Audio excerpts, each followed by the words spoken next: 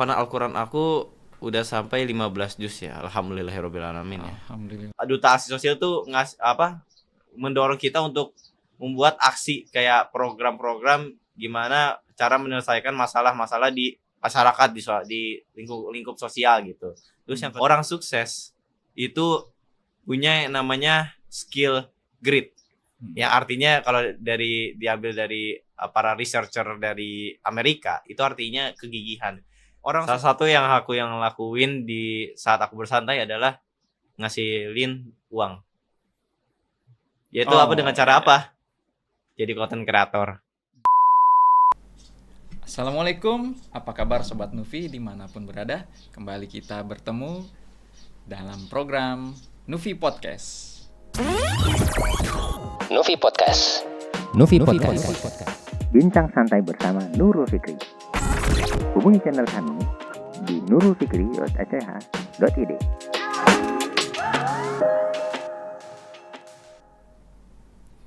Kali ini kita kedatangan tamu yang spesial nih. Bersama saya nih ada Kak Habi.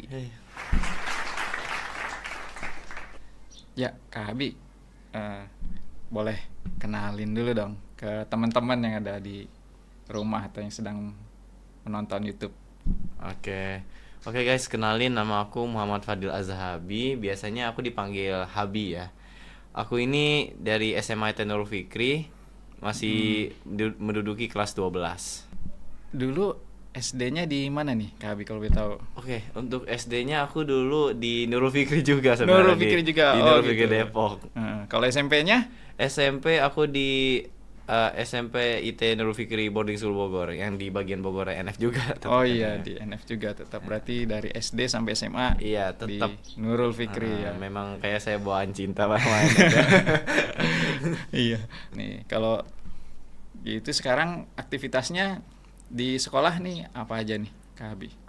Untuk sekarang sih aktivitas di sekolah sih aku karena udah kelas 12 ya, terutama aku udah fokusnya ke akademik nih. Karena kan dulu kan udah kelas 11 tuh udah organisasi udah banyak lah. Jadi aku mau lepas dulu.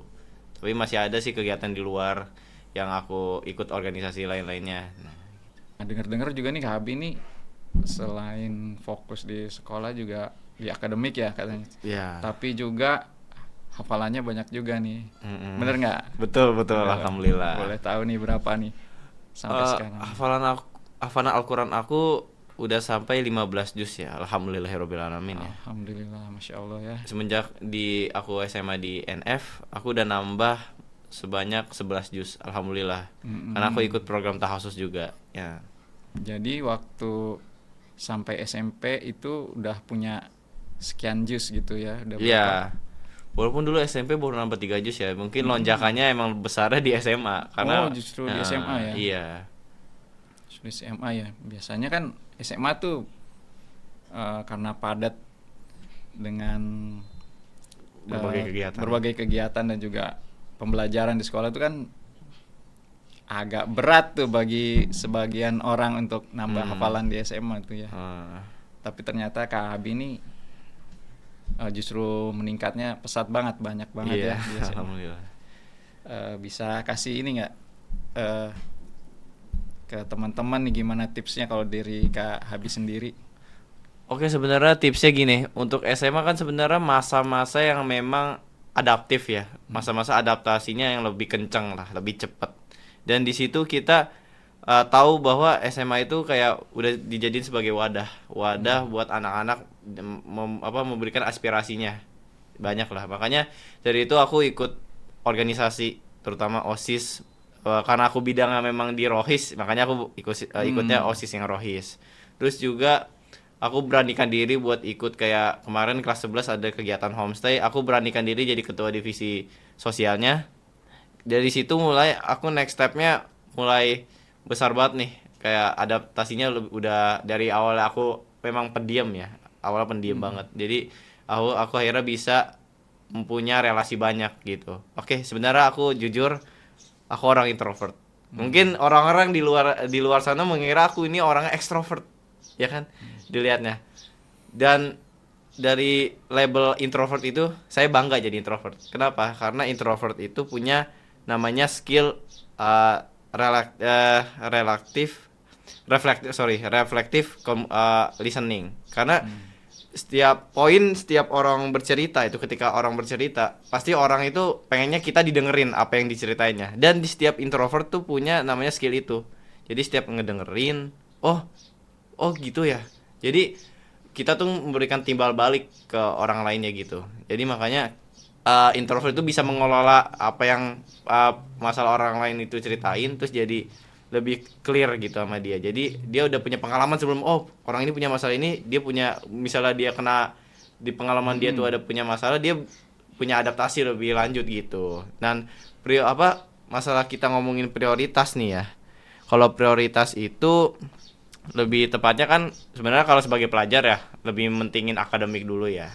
Akademik, lalu kedua tadi organisasi, lalu ketiga aku bakal mentingin keluarga. Sebenarnya keluarga itu kan lebih ke ikatan silaturahminya aja yang dikuatin ya. Sebenarnya kan kita itu sebagai pelajar harus tahu visi kedepannya itu bagaimana gitu. Oke, untuk duta aksi sosialnya. Jadi duta aksi sosial tuh apa sih sebenarnya gitu. Jadi pertama-tama aku ngelihat profil duta aksi sosial, aku memang tertarik ke bidang yang memang langsung terjun ke masyarakat, makanya aku pengen ikut. Jadi duta aksi sosial tuh ada benefitnya yang mereka kasih ke kita, yaitu mengidentifikasi. Yang pertama ada 5. Pertama itu ada mengidentifikasi dan mendorong aksi sosial. Jadi duta aksi sosial tuh mendorong kita untuk membuat aksi kayak program-program gimana cara menyelesaikan masalah-masalah di masyarakat, di lingkup sosial gitu. Terus yang kedua tadi duta aksi sosial ini tuh ngasih wadah ke kita buat tadi ngebuat ide-ide proker buat ke gimana antisipasinya buat permasalahan di masyarakat gitu. Terus yang ketiga itu ada membangun skill kepemimpinan kita. Oke, di skill kepemimpinan ini tuh dibangun banget di duta aksi sosial sebenarnya. Nah, aku alhamdulillah terpilih menjadi ketua duta aksi sosial se-Jawa Barat, alhamdulillah. Dan itu memang tanggung jawab yang besar ya kita di situ. Membangun skill kepemimpinan itu memang penting karena aku udah baca beberapa banyak buku terkait dengan kepemimpinan atau leadership, bahwa makna kepemimpinan itu bahwa leadership itu is everything. Kepemimpinan itu artinya mengarah ke segala hal. Jadi misalnya kamu punya anggota yang teledor, yang bahkan kayak keuangannya kayak ada masalah, itu yang akan disalahkan itu kamu sebagai pemimpin kuasa. Jadi skill kepemimpinan itu akan berlanjut ke punya skill tanggung jawab gitu. Ya, tantangan terbesar nih selama kamu aktif sebagai duta aksi sosial tuh apa tuh? Oke, sebenarnya tantangan yang paling yang aku susah hadapi itu di duta aksi sosial tuh mungkin jauh sebelum tantangan ya, aku mau bahas terkait yang gimana sistem atau struktur duta aksi sosial itu gimana. Oke, karena memang duta aksi sosial itu masih fresh banget, baru batch 1 ya. Jadi ini masa-masa saya tuh membangun awal. Duta aksi sosial tuh lingkupnya senasional ya. Jadi pengelompokannya dibagi per provinsi sesuai alamat domisilinya biar nggak jauh-jauh. Nah, aku bagian provinsi Jawa Barat terpilihnya gitu. Jadi tantangannya tuh pertama, provinsi Jawa Barat itu gede. Jadi masalah pertama tuh komunikasi. Yang kedua aksesibilitas. Pertama kan komunikasi itu kan sangat susah ya, karena pada jauh-jauh semua, ada yang di Pangandaran, ada yang di Garut, di Bandung, di Bogor, segala macam lah. Bahkan ada yang di Subang, itu jauh banget. Makanya solusi yang saya bakal hadapin itu pertama, kita pecah jadi beberapa kelompok. Kelompoknya sesuai domisili mereka aja gitu. Misalnya yang di Bogor, kita misalnya kan saya di Depok nih. Saya di Depok ditariknya ke Bogor. Terus juga misalnya yang di Bandung ya di Bandung. Di Garut kita taruh aja di Garut. Nah, tadi yang di Pangandaran kita masukinnya ke daerah Tasik aja, Tasikmalaya, karena kan lebih dekat ya, karena ke arah Bandung gitu. Di Jawa Barat sendiri ada berapa wilayah yang pecah gitu dari Pecah tadi yang sudah saya sebutin Ada berapa? Ada Empat ya? empat. Ada empat. Total. Yang pertama ada Bogor, Hmm. yang kedua Bandung, yang ketiga Garut, yang terakhir Tasikmalaya 4 gitu. Lanjut nih kita ngobrolnya nih tentang pengalaman selain di luar juga di OSIS juga di Duta Aksi Sosial. Terus ada lagi nggak pengalaman kompetisi gitu yang diikuti? Ada. Aku ikut Olimpiade Sains dulu. Olimpiade Sains itu OSN atau Iya, yang OSN. OSN. Iya. OSN bisa diceritakan tuh pengalamannya tuh. Oke, jadi waktu kelas 10 aku dulu ikut OSN yang mata pelajarannya geografi ya. Dan alhamdulillah waktu tingkat sekolah aku next ke tingkat kota, kabupaten. Dan mungkin aku ngestopnya di situ ya, karena kan waktu kelas 10 masih terlalu ya mungkin ilmu-ilmunya belum nyampe lah gitu ya. Jadi akhirnya pas kelas 11 aku telah lagi milih mata pelajaran yang memang sesuai untuk penjurusan aku ke depannya kayak buat kuliah gitu. Oke, aku pilihnya ekonomi karena aku jujur mau masuk manajemen guys gitu. Itu setelah ikut ekonomi ikut kompetisi lagi atau ada yang lain?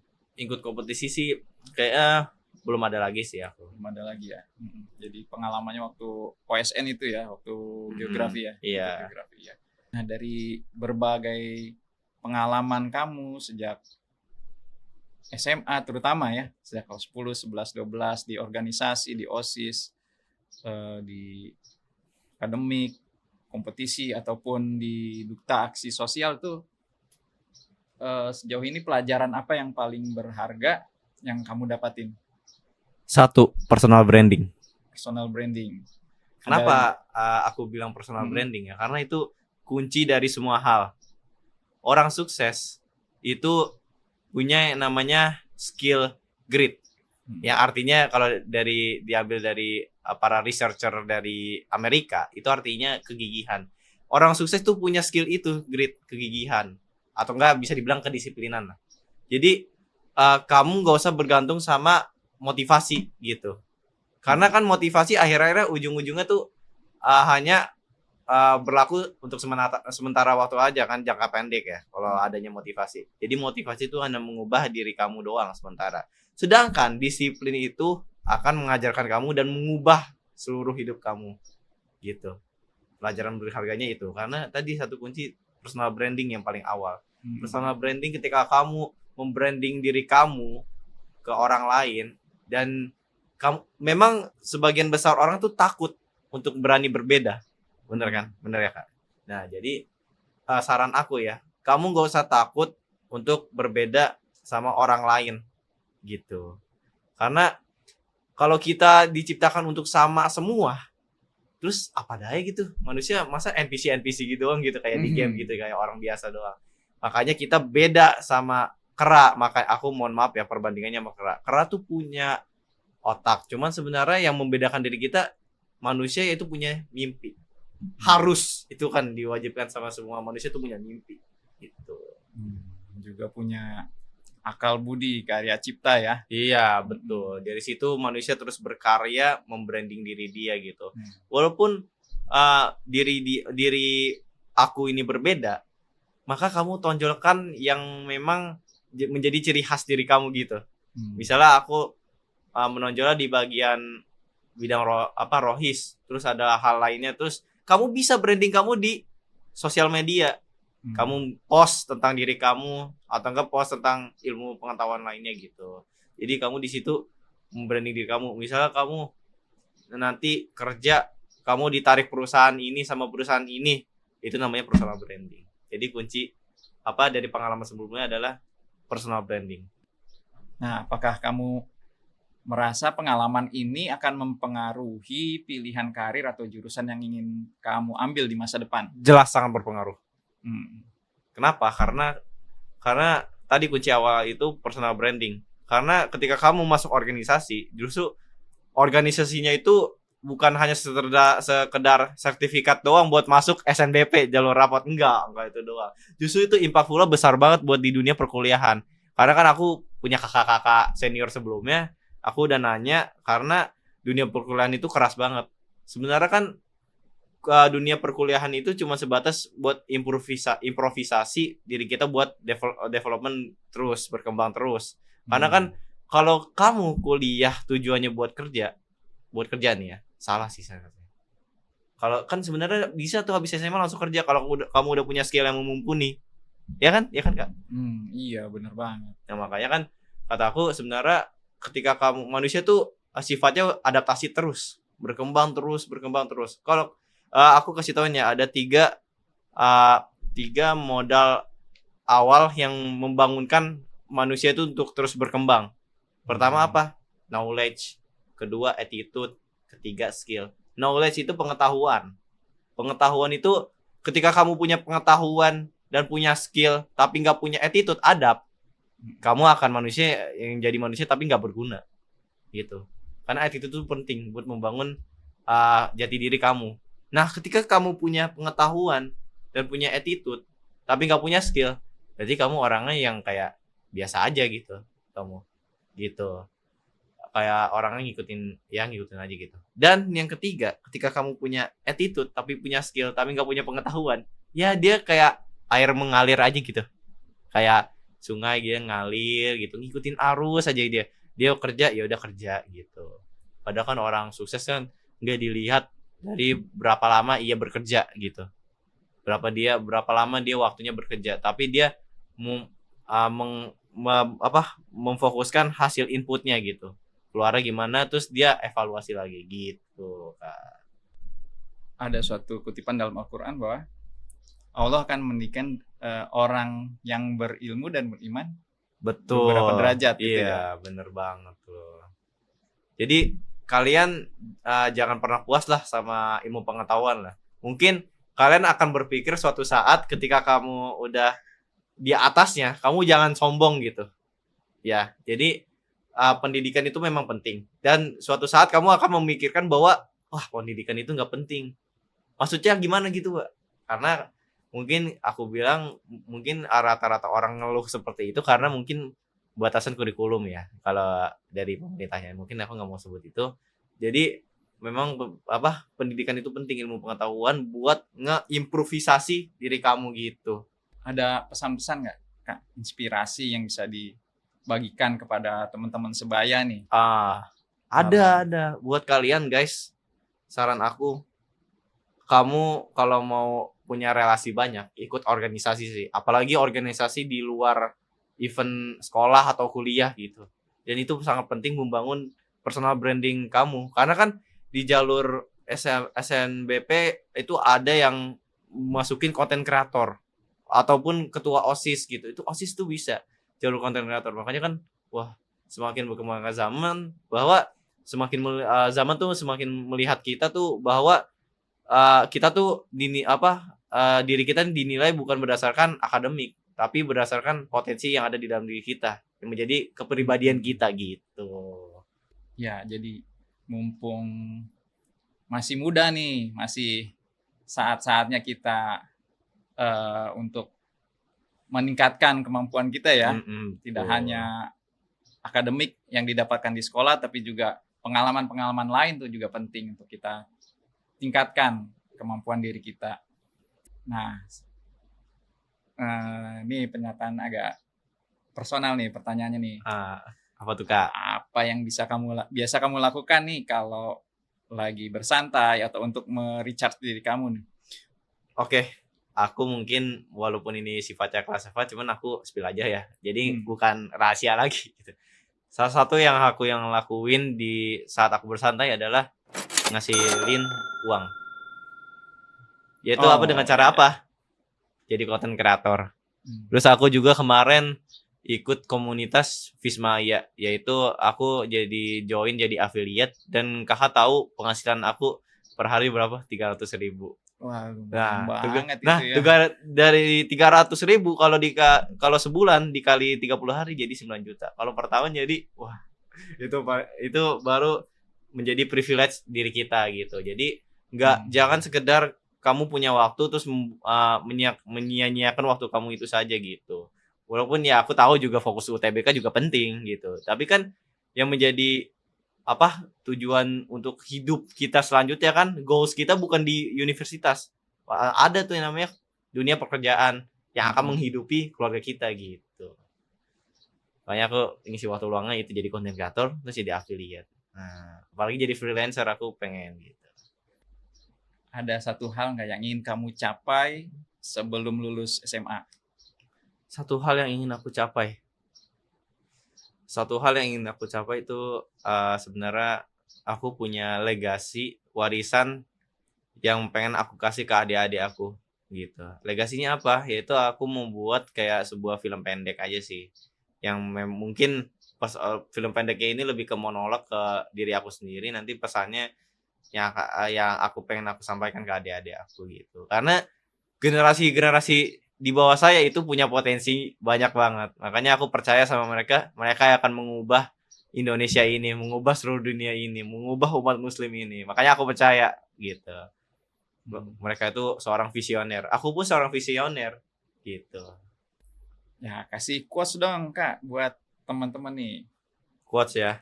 Aku sih punya banyak ya sebenarnya listnya. Jadi aku mau kasih satu doang. Ya, ini quotes dari Bapak Presiden pertama kita, Soekarno.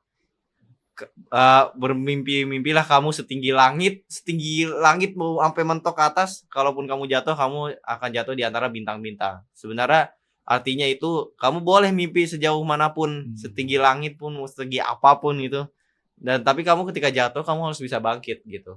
Dan orang-orang yang punya mimpi dan gampang susah diraihnya itu gampang, gak semua bisa ngeraih mimpinya itu karena dia tidak percaya sama mimpinya gitu.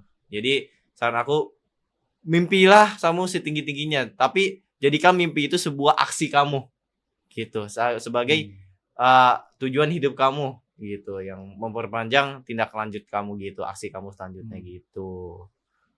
Iya, jadi mimpilah setinggi langit dan berusahalah untuk capai ya. Iya, betul. Berusaha, jadikan aksi. Kalaupun nggak tercapai, kamu udah berada di antara bintang-bintang. Ya, padahal udah tinggi juga. Kamu akan jatuh di bintang-bintang yang mungkin mimpinya itu mimpi kamu yang segini. Mungkin kamu mimpinya setinggi langit segini, kamu akan jatuh di antara bintang-bintang. Ya itu masih level mimpi kamu lah gitu. Ya, masih daripada kamu jatuh tinggi ke tanah gitu. Tapi kuncinya harus bangkit lagi gitu. Kalau mau jadi orang sukses gitu. Sekian podcast kita kali ini. Sampai jumpa di podcast berikutnya bersama Nurul Fikri Islamic School. Jangan lupa subscribe dan follow juga IG-nya di Nurul Fikri Islamic School. Sampai jumpa. Wassalamualaikum warahmatullahi wabarakatuh. Nufi Podcast. Bincang santai bersama Nurul Fikri. Hubungi channel kami di nurulfikri.ach.id.